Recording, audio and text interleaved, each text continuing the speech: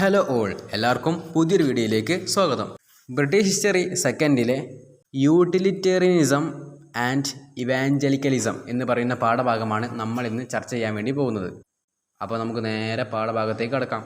Utilitarianism എന്നത് ഒരു പ്രവർത്തനത്തിൻ്റെ ധാർമ്മിക മൂല്യം നിർണ്ണയിക്കുന്നത് അതിൻ്റെ മൊത്തത്തിലുള്ള പ്രയോജനമോ സന്തോഷമോ അനുസരിച്ചാണ് എന്നത് സമർത്ഥിക്കുന്ന ഒരു സിദ്ധാന്തമാണ്. എന്നാൽ ഇവാഞ്ചലിസം എന്നുള്ളതോ വ്യക്തിപരമായിട്ടുള്ള പരിവർത്തനം, ബൈബിളിൻ്റെ അധികാരം, സജീവമായ സുവിശേഷവൽക്കരണം എന്നിവയിൽ ശക്തമായ ഊന്നൽ നൽകുന്ന ഒരു ക്രിസ്ത്യൻ പ്രസ്ഥാനമാണ്. വ്യക്തിഗത അവകാശങ്ങളുടെ ലംഘനത്തിനും നീതിയുടെ പ്രാധാന്യം അവഗണിക്കുന്നതിനും ഇത് കാരണമാകുമെന്ന് വിമർശകർ വാദിക്കുന്നു. ഇനി നമുക്ക് യൂട്ടിലിറ്റേറിയനിസത്തിൻ്റെ സവിശേഷതകളെ നോക്കാം. മൊത്തത്തിലുള്ള സന്തോഷം നന്നായി വർദ്ധിപ്പിക്കുക എന്ന തത്വത്തിൽ ശ്രദ്ധ കേന്ദ്രീകരിക്കുന്ന ഒരു ധാർമ്മികമായ സിദ്ധാന്തമാണ് ഈ പറഞ്ഞത്, അതായത് യൂട്ടിലിറ്റേറിയനിസം. യൂട്ടിലിറ്റിയുടെ തത്വം ഏറ്റവും കൂടുതൽ ആളുകൾക്ക് ഏറ്റവും വലിയ സന്തോഷം നൽകുന്ന പ്രവർത്തികൾ ധാർമ്മികമായിട്ട് ശരിയാണെന്ന് പ്രസ്താവിക്കുന്ന യൂട്ടിലിറ്റിയുടെ തത്വമാണ് പ്രയോജനവാദത്തിൻ്റെ കേന്ദ്രതത്വം. ഇത് പ്രവർത്തനങ്ങളുടെ അനന്തരഫലങ്ങൾക്ക് മുൻഗണന നൽകുന്നു. ഒരു പ്രവർത്തനത്തിൻ്റെ ധാർമ്മികതയെ അതിൻ്റെ അനന്തരഫലങ്ങൾ എന്നിവയാൽ മാത്രം വിലയിരുത്തുന്നു. ക്ലാസിക്കൽ യൂട്ടിലിറ്റേറിയനിസം പോലുള്ള ചില യൂട്ടിലിറ്റേറിയനിസങ്ങൾ സന്തോഷത്തെ സന്തോഷവും വേദനയുടെ അഭാവവുമായിട്ട് ബന്ധിപ്പിക്കുന്നു. വ്യത്യസ്ത പ്രവർത്തനങ്ങളാൽ ഉണ്ടാകുന്ന ആനന്ദത്തിൻ്റെയും വേദനകളുടെയും ഒക്കെ അളവ് അളക്കാനും താരതമ്യം ചെയ്യാനുമൊക്കെ ശ്രമിക്കുന്നു. ശാരീരിക സുഖം മാത്രമല്ല, മാനസികവും വൈകാരികവുമായിട്ടുള്ള മനഃശാസ്ത്രപരവുമായിട്ടുള്ള ക്ഷേമവും ഉൾപ്പെടുന്ന മൊത്തത്തിലുള്ള ക്ഷേമം അല്ലെങ്കിൽ ക്ഷേമം പരമാവധിയാക്കാനാണ് പ്രയോജനവാദം ശ്രമിക്കുന്നത്. എല്ലാവരുടെയും സന്തോഷം ഒരുപോലെ പ്രാധാന്യത്തോടെയുള്ളതാണ്. ഇനി നമുക്ക് ഈ ഒരു പാഠഭാഗത്ത് പ്രധാനമായിട്ടും ചർച്ച ചെയ്യേണ്ട വ്യക്തിയാണ് ജോൺ സ്റ്റുവർട്ട് മിൽ എന്ന് പറയുന്ന വ്യക്തി. അപ്പോൾ നമുക്ക് അദ്ദേഹത്തെക്കുറിച്ച് നോക്കാം. ജോൺ സ്റ്റുവർട്ട് മിൽ 1806 മെയ് 20 ഇംഗ്ലണ്ടിലെ ലണ്ടനിൽ ബെൻറ്റൺവില്ലിൽ ജെയിംസ് മില്ലിൻ്റെയും ഹാരിയറ്റ് ബറോയുടെയും മകനായിട്ട് ജനിച്ചു. അദ്ദേഹത്തിൻ്റെ പിതാവ് ജെയിംസ് മിൽ എന്നുള്ളത് ഒരു തത്വചിന്തകനും സാമ്പത്തിക ശാസ്ത്രജ്ഞനും യൂട്ടിലിറ്റി പ്രസ്ഥാനങ്ങളെയൊക്കെ സ്വാധീനിക്കുന്നൊരു വ്യക്തിയുമായിരുന്നു. കുട്ടിക്കാലത്ത് പിതാവിൻ്റെ ശിക്ഷണത്തിൽ നിന്ന് മില്ല് അസാധാരണമായിട്ടുള്ള വിദ്യാഭ്യാസങ്ങളൊക്കെ നേടി. ജെയിംസ് മിൽ തൻ്റെ മകനെ ബുദ്ധിപരമായിട്ടുള്ള കഴിവുകൾ വളർത്തിയെടുക്കാൻ ലക്ഷ്യമിട്ടുകൊണ്ട് കഠിനമായ ഒരു വിദ്യാഭ്യാസ പരിപാടി നടപ്പിലാക്കി. സാഹിത്യം, ചരിത്രം, ഗണിതം, തത്വചിന്ത, സാമ്പത്തിക ശാസ്ത്രം എന്നിവയുൾപ്പെടെ വിവിധ വിഷയങ്ങളിൽ മിൽ വിദ്യാഭ്യാസം ശ്രദ്ധ കേന്ദ്രീകരിച്ചു. ജോൺ സ്റ്റുവർട്ട് മില്ലിൻ്റെ പ്രശസ്തമായ കൃതിയായിട്ടുള്ള യൂട്ടിലിറ്റേറിയനിസം ധാർമ്മിക തത്വചിന്തയുടെ ചരിത്രത്തിലെ ഏറ്റവും സ്വാധീനിച്ച ഗ്രന്ഥങ്ങളിൽ ഒന്നായിട്ട് കണക്കാക്കപ്പെടുന്നു. 1861 ഈ ഒരു ഗ്രന്ഥം പ്രസിദ്ധീകരിച്ചത്. ഏറ്റവും മഹത്തമായിട്ടുള്ള സന്തോഷതത്വം എന്ന് പലപ്പോഴും വിളിക്കപ്പെടുന്ന പ്രയോജനവാദത്തിൻ്റെ അടിസ്ഥാന തത്വം വിശദീകരിച്ചാണ് മിൽ ആരംഭിക്കുന്നത്. എല്ലാ ആനന്ദങ്ങളും തുല്യമല്ലെന്ന് അദ്ദേഹം വാദിക്കുന്നു. ജോൺ സ്റ്റുവർട്ട് മില്ലിൻ്റെ പ്രസിദ്ധമായിട്ടുള്ള മറ്റൊരു കൃതിയാണ് ഓൺ ലിബർട്ടി. ഈ ഒരു ഓൺ ലിബർട്ടി എന്നുള്ളത് തത്വചിന്തയിലെ ഒരു അടിസ്ഥാന ഗ്രന്ഥമാണ്. കൂടാതെ വ്യക്തി സ്വാതന്ത്ര്യവും എന്ന വിഷയത്തിൽ ഏറ്റവും സ്വാധീനം ചെലുത്തിയ ഗ്രന്ഥങ്ങളൊന്നായിട്ട് ഇത് കണക്കാക്കപ്പെടുന്നു. 1859 ഇത് പ്രസിദ്ധീകരിച്ചത്. വ്യക്തികളുടെ ജീവിതത്തിൽ സർക്കാർ ഇടപെടലിൻ്റെ പരിമിതികൾ. ഒരുപക്ഷെ ഓൺ ലിബർട്ടിയിലെ ഏറ്റവും പ്രശസ്തമായിട്ടുള്ള ആശയം മിൽ ഹാം തത്വത്തിൻ്റെ ആവിഷ്കാരമാണ്. ഒരു വ്യക്തിയുടെ സ്വാതന്ത്ര്യത്തിൽ സമൂഹം ഇടപെടാനുള്ള ഏക ന്യായമായിട്ടുള്ള കാരണം മറ്റുള്ളവർക്ക് ദോഷം ചെയ്യാതിരിക്കുക എന്നതാണ് മിൽ വാദിക്കുന്നത്. മറ്റൊരു വിധത്തിൽ പറഞ്ഞാൽ, വ്യക്തികൾക്ക് അവരുടെ പ്രവർത്തനങ്ങൾ മറ്റുള്ളവരുടെ അവകാശങ്ങൾക്ക് ഹാനികരമോ ഹനിക്കുന്നതോ ആയിട്ട് ചെയ്യാതിടത്തോളം കാലം അവർക്ക് ഇഷ്ടമുള്ള രീതിയിൽ പ്രവർത്തിക്കാൻ സ്വാതന്ത്ര്യമുണ്ടായിരിക്കണം. മില്ലിൻ്റെ ഓൺ ലിബർട്ടി എന്ന് പറയുന്ന പുസ്തകം ലിബറൽ രാഷ്ട്രീയ തത്വചിന്തയുടെ ഒരു മൂലക്കല്ലായിട്ട് തന്നെ തുടരുന്നു. കൂടാതെ വ്യക്തി അവകാശങ്ങൾ, ആവിഷ്കാര സ്വാതന്ത്ര്യം, ഒരു ജനാധിപത്യ സമൂഹത്തിൽ സർക്കാരിൻ്റെ പങ്ക് എന്നിവയെക്കുറിച്ചുള്ള ചർച്ചയിൽ അഗാധമായിട്ടുള്ളതും നിലനിൽക്കുന്നതുമായിട്ടുള്ള സ്വാധീനം ചെലുത്തിയിട്ടുണ്ട്. സ്ത്രീകളുടെ വിഷയം. 1869 പ്രസിദ്ധീകരിച്ച ജോൺ സ്റ്റുവർട്ട് മിൽ എഴുതിയ മറ്റൊരു പ്രധാനപ്പെട്ട കൃതിയാണ് സ്ത്രീകളുടെ വിഷയം. സ്ത്രീകളുടെ സമത്വത്തിന് വേണ്ടി വാദിക്കുകയും വിക്ടോറിയൻ കാലഘട്ടങ്ങളിൽ സ്ത്രീകളെ കീഴ്പ്പെടുത്തിയ നിലവിലുള്ള കാഴ്ചപ്പാടുകളെയെല്ലാം നിയമഘടനകളെയെല്ലാം വെല്ലുവിളിക്കുകയും ചെയ്യുന്ന ഒരു ഫെമിനിസ്റ്റ് ഗ്രന്ഥമാണിത്.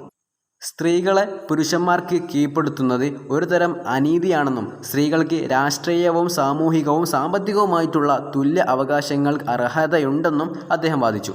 അടുത്തത് രാഷ്ട്രീയ സമ്പദ് വ്യവസ്ഥയുടെ തത്വം. ജോൺ സ്റ്റുവർട്ട് മില്ലിൻ്റെ രാഷ്ട്രീയ സമ്പദ് വ്യവസ്ഥയുടെ തത്വങ്ങൾ 1848 പ്രസിദ്ധീകരിച്ച ഈ ഒരു ബുക്ക് ആദ്യമായിട്ട് സാമ്പത്തിക മേഖലയിലെ ഒരു സുപ്രധാന കൃതിയായിട്ട് കണക്കാക്കപ്പെടുന്നു. അദ്ദേഹത്തിൻ്റെ കാലത്തെ വിവിധ സാമ്പത്തിക തത്വങ്ങൾ, സിദ്ധാന്തങ്ങൾ, നയപരമായിട്ടുള്ള പരിഗണനകൾ എന്നിവയെ അഭിസംബോധന ചെയ്യുന്ന സ്വാധീനമുള്ള ഒരു ഗ്രന്ഥമാണിത്. അടുത്ത ഒരു പ്രസിദ്ധീകരണമാണ് യുക്തിയുടെ ഒരു സിസ്റ്റം എന്നുള്ളത്. ജോൺ സ്റ്റുവർട്ട് മില്ലിൻ്റെ ആത്മകഥ 1873 അദ്ദേഹത്തിൻ്റെ മരണാനന്തരം പ്രസിദ്ധീകരിക്കപ്പെട്ട ഒരു മികച്ച ആത്മകഥാപരമായിട്ടുള്ള കൃതിയാണ്. 19-ാം നൂറ്റാണ്ടിലെ ഏറ്റവും സ്വാധീനമുള്ള തത്വചിന്തകരുടെയും സാമൂഹിക ചിന്തകരുടെയും ജീവിതം, ചിന്തകൾ, ഭൗതിക വികാസം എന്നിവയെക്കുറിച്ചുമൊക്കെയുള്ള വിലപ്പെട്ട ഉൾക്കാഴ്ചകൾ ഇത് നൽകുന്നു. കുട്ടിക്കാലം മുതൽ പ്രായപൂർത്തിയായതുവരെയുള്ള മില്ലിൻ്റെ ജീവിതത്തിലെ വിശദമായിട്ടുള്ളതും പ്രതിഫലനപരമായിട്ടുള്ളതുമായ വിവരണമാണ് ഈ ഒരു പുസ്തകം. അപ്പോൾ ഇത്രയൊക്കെയാണ് പ്രധാനമായിട്ടും ജോൺ സ്റ്റുവർട്ട് മില്ലിനെ പറ്റി നമുക്ക് ചർച്ച ചെയ്യാനുള്ളത്. അടുത്തതായിട്ട് ഇവാഞ്ചലിക്കലിസം. എന്താണ് ഇവാഞ്ചലിക്കലിസം? ക്രിസ്തു മതത്തിനുള്ളിലെ ഊർജ്ജസ്വലവും സ്വാധീന ശക്തിയുമുള്ളതുമായിട്ടുള്ള ഒരു പ്രസ്ഥാനമാണ് ഇവാഞ്ചലിസം. അത് മതപരമായിട്ട് കാര്യമായ സ്വാധീനം ചെലുത്തിയിട്ടുണ്ട്. അതിൻ്റെ വേരുകൾ പ്രൊട്ടസ്റ്റൻ്റ് നവീകരണത്തിലേക്ക് തിരികെ എത്തുന്നു. യേശുക്രിസ്തുവിനോടുള്ള വ്യക്തിപരമായിട്ടുള്ള വിശ്വാസത്തിൻ്റെ കേന്ദ്രബിന്ദു, ബൈബിളിൻ്റെ അധികാരം, സുവിശേഷം പ്രചരിപ്പിക്കാനുള്ള കൽപ്പന എന്നിവയ്ക്ക് ഊന്നൽ നൽകി. ഈ ലേഖനത്തിൽ സുവിശേഷകരുടെ ചരിത്രം, പ്രധാന വിശ്വാസങ്ങൾ, സാമൂഹിക സ്വാധീനം എന്നിവ ഞങ്ങൾ പര്യവേക്ഷണം ചെയ്യും. ക്രിസ്ത്യൻ ദൈവശാസ്ത്രത്തിനും സമൂഹത്തിനും അവരുടെ ശാശ്വതമായിട്ടുള്ള സംഭാവനകൾ എടുത്തു കാണിക്കുന്നു. അടുത്തതായിട്ട് ഇവാഞ്ചലിസത്തിൻ്റെ ചില സവിശേഷതകളെ നമുക്ക് നോക്കാം. ആദ്യമായിട്ട് പറയുന്നത് ബൈബിൾ അധികാരം എന്നുള്ളതാണ്. ദൈവത്തിൻ്റെ പ്രചോദിതവും തെറ്റുപറ്റാത്തതുമായിട്ടുള്ള വചനമെന്ന നിലയിൽ ബൈബിളിൻ്റെ അധികാരത്തിന് സുവിശേഷകർ ശക്തമായിട്ടുള്ള ഊന്നൽ നൽകുന്നു. വിശ്വാസം, ഉപദേശം, പ്രയോഗം എന്നീ കാര്യങ്ങളിൽ ബൈബിളിൻ്റെ പ്രധാന പങ്കിൽ അവർ വിശ്വസിക്കുന്നു. രണ്ടാമത്തത് പരിവർത്തന അനുഭവം. സുവിശേഷകർ വ്യക്തിപരമായിട്ടുള്ള പരിവർത്തന അനുഭവത്തിൻ്റെ പ്രാധാന്യം ഊന്നി പറയുന്നു. പലപ്പോഴും വീണ്ടും ജനിച്ചത് എന്ന് വിളിക്കപ്പെടുന്നു. ഈ അനുഭവത്തിൽ നിന്ന് യേശുക്രിസ്തുവിനെ ഒരാളുടെ കർത്താവും രക്ഷകനുമായിട്ട് അംഗീകരിക്കാനുള്ള ബോധപൂർവമായ തീരുമാനം ഉൾപ്പെടുന്നു. മൂന്നാമത്തത് സുവിശേഷീകരണവും വ്യാപനവും. ഇവാഞ്ചലിസത്തോടുള്ള പ്രതിബദ്ധതക്കും മറ്റുള്ളവരുമായി സുവിശേഷത സന്ദേശം പങ്കെടുപ്പിക്കുന്നതിനും മറ്റുള്ളവരുമായി സുവിശേഷ സന്ദേഹം പങ്കിടുന്നതിനും സുവിശേഷകർ അറിയപ്പെടുന്നു. ക്രിസ്തീയ വിശ്വാസം പ്രചരിപ്പിക്കാനും മറ്റുള്ളവരെ യേശുക്രിസ്തുവുമായിട്ടുള്ള വ്യക്തിപരമായിട്ടുള്ള ബന്ധത്തിലേക്ക് കൊണ്ടുവരാനും അവർ സജീവമായി ശ്രമിക്കുന്നു. നാലാമത്തത് കുരിശുമരണവും പുനരുദ്ധാരണവും. യേശുക്രിസ്തുവിൻ്റെ കുരിശുമരണവും പുനരുദ്ധാരണവും ഉൾപ്പെടെയുള്ള പരമ്പരാഗത ക്രിസ്ത്യൻ വിശ്വാസങ്ങളെ സുവിശേഷകർ മുറുകെ പിടിക്കുന്നു. ക്രിസ്തീയ വിശ്വാസത്തിൻ്റെ കേന്ദ്രം. ഈ സംഭവങ്ങൾ രക്ഷയുടെ മാർഗമായിട്ട് കണക്കാക്കപ്പെടുന്നു. അഞ്ചാമത്തത് കൃപയ്ക്ക് ഊന്നൽ നൽകൽ. യേശുക്രിസ്തുവിലുള്ള വിശ്വാസത്തിലൂടെ ദൈവകൃപയാൽ ലഭിക്കുന്ന രക്ഷയാണ് സുവിശേഷകർ ഊന്നി പറയുന്നത്. അടുത്തതായിട്ട് സജീവമായിട്ടുള്ള ആരാധനയും സ്തുതിയും. സമകാലിക സംഗീതം, ആലാപനം, ആവേശകരമായിട്ടുള്ള ആരാധനാ സേവനങ്ങൾ എന്നിവയുൾപ്പെടെ സജീവവും പ്രകടവുമായിട്ടുള്ള സ്തുതിരൂപങ്ങൾ സുവിശേഷ ആരാധനത്തിൽ ഉൾപ്പെടുന്നു. ഏഴാമത്തത് സമൂഹവും കൂട്ടായ്മയും. സുവിശേഷകർ ക്രിസ്ത്യൻ സമൂഹത്തിനും കൂട്ടായ്മയ്ക്കും പ്രാധാന്യം നൽകുന്നു. പ്രാദേശിക പള്ളികളിലും മറ്റ് ക്രിസ്ത്യൻ സംഘടനകളിലും അവർ പലപ്പോഴും ആരാധന, ബൈബിൾ പഠനം, പ്രാർത്ഥന, പരസ്പര പിന്തുണ എന്നിവയ്ക്കായി ഒത്തുകൂടുന്നു.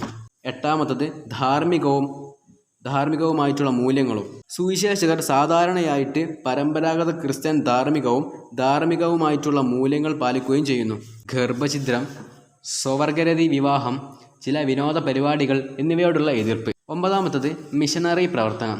ജോലിയിൽ ഏർപ്പെട്ടിരുന്ന നിരവധി ഇവാഞ്ചലിക്കൽ ഗ്രൂപ്പുകൾ ആഭ്യന്തരമായിട്ടും അന്തർദേശീയമായിട്ടും മിഷനറിമാരാണ് ലോകത്തിലെ വിവിധ ഭാഗങ്ങളിൽ സുവിശേഷം പങ്കുവെക്കാനും മാനുഷിക സഹായം നൽകാനും അവർ മിഷനറിമാരെ അയക്കുകയൊക്കെ ചെയ്തത്. സുവിശേഷവൽക്കരണം വിശാലവും വൈവിധ്യപൂർണവുമായിട്ടുള്ള ഒരു പ്രസ്ഥാനമാണെന്നത് ശ്രദ്ധിക്കപ്പെടേണ്ട ഒന്നു തന്നെയാണ്. കൂടാതെ ഇവാഞ്ചലിസത്തിലെ എല്ലാ വ്യക്തികളും ഗ്രൂപ്പുകളും ഈ സവിശേഷതകളും വിശ്വാസങ്ങളും ഒന്നും പാലിക്കണമെന്നില്ല. എന്നിരുന്നാലും ഈ സവിശേഷതകൾ ഇവാഞ്ചലിക്കൽ ക്രിസ്ത്യാനിറ്റിയുമായി ബന്ധപ്പെട്ട സ്വഭാവ സവിശേഷതകളുടെ പൊതുവായിട്ടുള്ള ഒരു അവലോകനമാണ് നമുക്ക് നൽകുന്നത്. അപ്പോൾ ഇത്രയൊക്കെ കാര്യങ്ങളാണ് പ്രധാനമായിട്ടും ഈ ഒരു പാഠഭാഗത്തിൽ പറയുന്നത്. അപ്പോൾ ഈ ഒരു വീഡിയോ നിങ്ങൾക്ക് ഉപകാരപ്രദമായെന്ന് കരുതുന്നു. ഉപകാരപ്രദമായെങ്കിൽ തീർച്ചയായും നമ്മുടെ ചാനൽ സബ്സ്ക്രൈബ് ചെയ്യുക. പരമാവധി നിങ്ങളുടെ ഫ്രണ്ട്സുകളിലൊക്കെ ഷെയർ ചെയ്യുക. മറ്റൊരു വീഡിയോയുമായി വീണ്ടും കാണാം. Good bye.